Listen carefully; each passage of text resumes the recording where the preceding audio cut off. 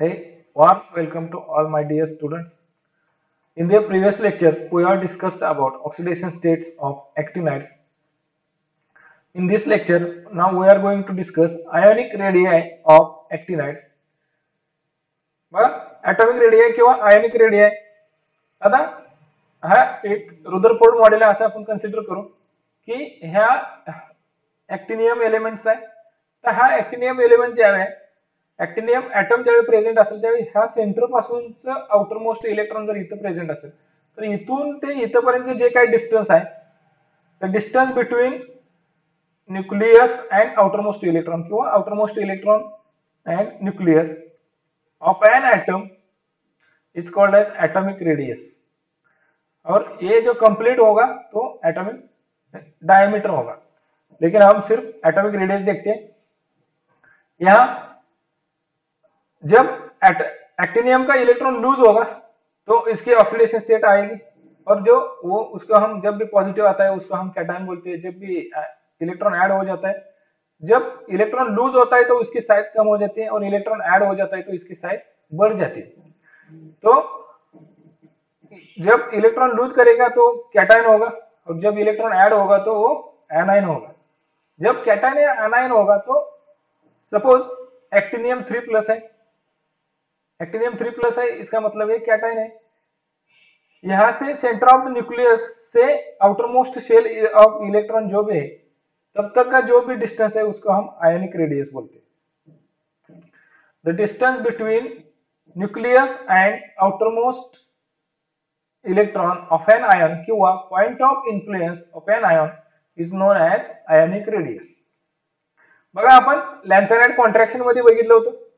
लॅन्थेनाइड contraction का होते तर जसं जसं एफ सबशेल मध्ये एक एक इलेक्ट्रॉन ऍड होत जाते तसं न्यूक्लियर चार्ज वाढत जाते. न्यूक्लियस मध्ये पॉझिटिव्ह चार्ज आणि एफ ऑर्बिटल मध्ये निगेटिव्ह चार्ज. तिथं अपोजिट चार्ज असल्यामुळे न्यूक्लियर फोर्स ऑफ अट्रॅक्शन वाढते. बघा ज्यावेळी न्यूक्लियर फोर्स ऑफ अट्रॅक्शन वाढत असते त्यावेळी तिथं शिल्डिंग व्हायला पाहिजे पण शिल्डिंग होत नाही स्क्रीन. कारण एफ ऑर्बिटलचा जो शेप आहे तो एफ ऑर्बिटलचा शेप डिफ्युज्ड आहे त्यामुळे तिथे शिल्डिंग होत नाही.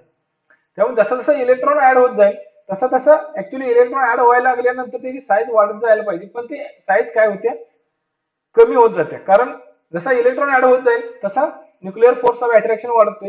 न्यूक्लियर फोर्स ऑफ अट्रॅक्शन वाढल्यामुळे ती स्वतःकडे किंवा न्यूक्लियसकडे ते श्रिंक होत जाते किंवा कॉन्ट्रॅक्ट होत जाते.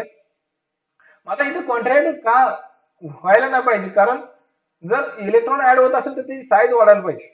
पण साईज वाढायला पाहिजे तर मग त्याला काय करायला पाहिजे त्याला स्क्रीन करायला पाहिजे स्वतःला शिल्ड करायला पाहिजे.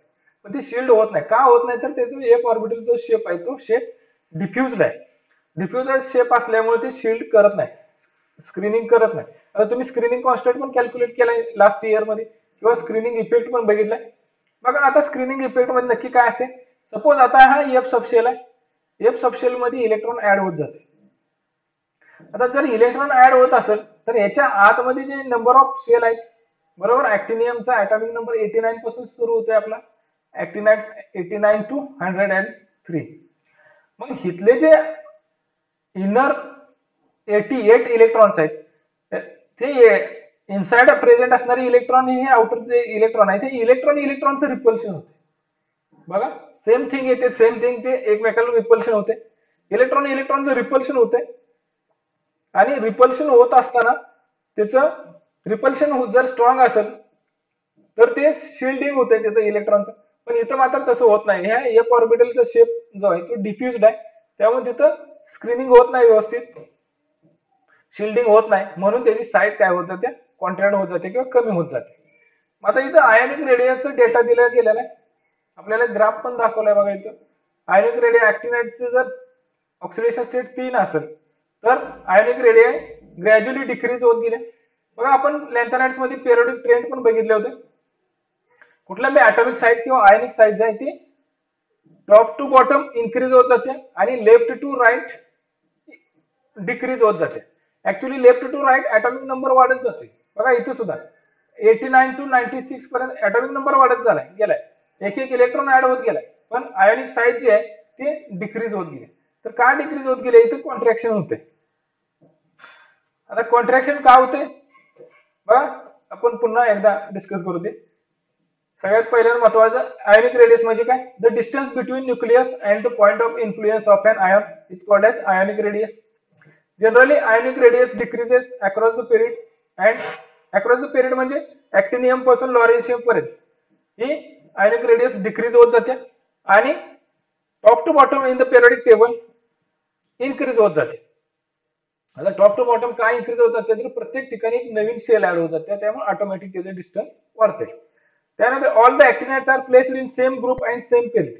बघा आता आपण डिस्कस केलं की इंट्रोडक्शन ऑफ ऍक्टिनाइड्स मध्ये जे किंवा पोझिशन ऑफ ऍक्टिनाइड्स मध्ये ऍक्टिनाइड्स आहेत ते थर्ड बी ग्रुप आणि 7th पिरियड मध्ये प्रेझेंट आहेत.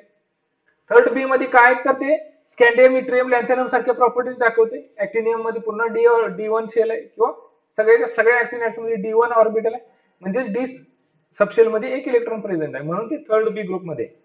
आणि हॉरिझॉन्टली एफ ऑर्बिटल मध्ये एक इलेक्ट्रॉन ऍड होत जाते, पण D1 इलेक्ट्रॉन कन्फिगरेशन असल्यामुळे तिथे पुन्हा 7th पिरियड मध्ये प्रेझेंट आहे, म्हणजे सेम ग्रुप आणि सेम पिरियड मध्ये प्रेझेंट आहे. When we move from actinium to lawrencium, आपण बघा actinium पासून lawrencium पर्यंत जाऊ, each electron is added to pre-penultimate shell. आता pre-penultimate shell कोणती बघा, इथे सगळी आउटर मोस्ट शेल आहे, त्यानंतर ही सेकंड जी आहे ती पेनल्टिमेट शेल आहे आणि थर्ड जी आहे ती प्री पेनल्टिमेट शेल किंवा त्याला आपण अँटी पेनल्टिमेट शेल म्हणतो. तर आता इथं काय होते, pre penultimate shell leading to screening effect. On the other hand, nuclear charge increases by 1 unit, increasing the attractive force. बघा जसं जसं इलेक्ट्रॉन ऍड होत जाईल या एफ सबशेल मध्ये, तसं तसं काय होते, न्यूक्लिअर फोर्स ऑफ अट्रॅक्शन ह्या इलेक्ट्रॉनच्या न्यूक्लियस कडचं जे फोर्स ऑफ अट्रॅक्शन आहे ते वाढत जाते आणि हे श्रिंक होते किंवा कॉन्ट्रॅक्ट होते.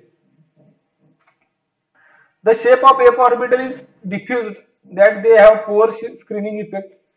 बघा आता ही एफ ऑर्बिटलचा जो शेप आहे तो डिफ्युज्ड असल्यामुळे हे जे रिपल्शन होते ते स्ट्रॉंग रिपल्शन होत नाही या दोन इलेक्ट्रॉन मधलं, त्यामुळे हे स्वतःला शिल्ड करू शकत नाही किंवा हे स्वतः जो स्क्रीनिंग इफेक्ट आहे तो कमी आहे. Due to this reasons the ionic radii go on decreasing slowly and steadily from actinium to lawrencium.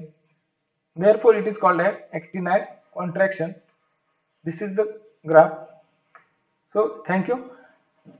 Here is the unit number 4 is complete. Part 1 lanthanide is complete. I already completed, and here actinides is complete. Therefore, we are stopping here, and I hope you understand the unit number 4. If there is any query or doubts, please ask me.